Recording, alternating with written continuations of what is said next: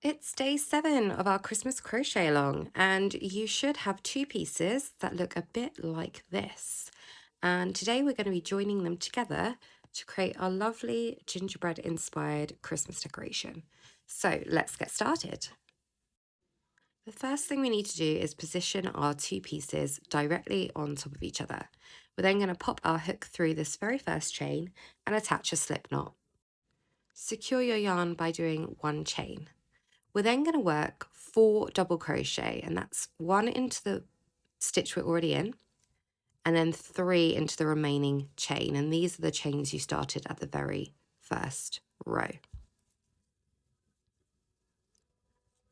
Once we get to the end of these 4, we then need to start working into row ends. So if you aren't familiar with working into row ends, this can feel a little strange to start with.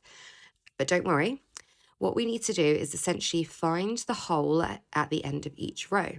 And these are really easy to find if you just follow these naturally occurring lines in your work. So you'll see that we're already in this one, which is this row here, and there's another one here. So let's pop our hook through there, make sure it's going through the same hole on the other side, and complete our double crochet.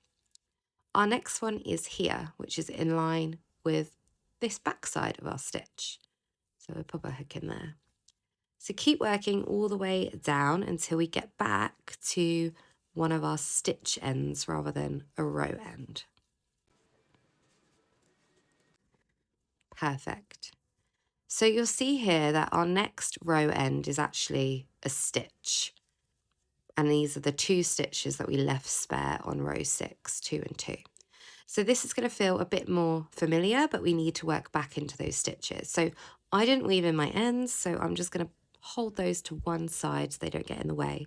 I'm going to pop my hook back into that stitch and complete a double crochet. Now, because this is an external corner, we're actually going to do 2 double crochets in this one, as it will help bring our border right the way around. The next spare stitch is again a stitch, not a row end. So we're going to pop our hook in there. And now we're back to row ends. So again, make sure we're working into the very next available row end, which isn't this one because we're already in that row. So it'll be this one here. So pop your hook in there, make sure it's the same on both sides, and complete a double crochet. Keep working down until we get to another external corner when we're going to do 2 double crochet.